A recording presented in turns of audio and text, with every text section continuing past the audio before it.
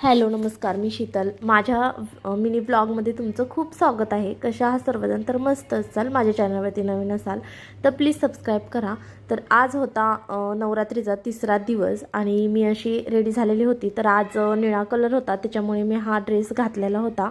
तर हा मी खूप दिवसापूर्वी शिवलेला आहे, तर तोच मी घातलेला होता.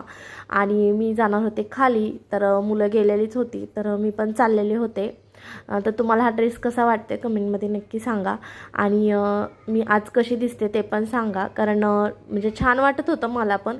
कारण नाही का, खाली जाणार होते आणि सगळेजण वेगवेगळ्या प्रकारची साडी वगैरे घालून येतात. आणि आज ब्लू कलर असल्यामुळे ब्लूज सगळे येणार होते घालून, तर ज्याच्याकडे जे आहे ते घालून येतात. आणि मी खाली आले होते, तर जो गरबा वगैरे आहे तो चालू झालेलाच होता.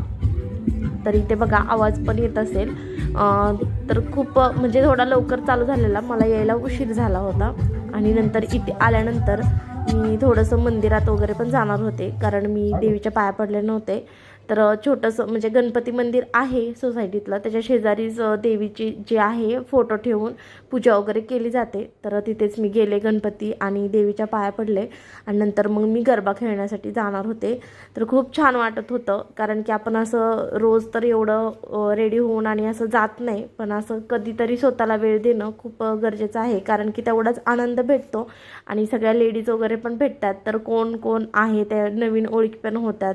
त्याच्यामुळे मी गेले होते. तर पूर्ण व्लॉग बघा आम्ही कसा गरबा खेळलोय ते.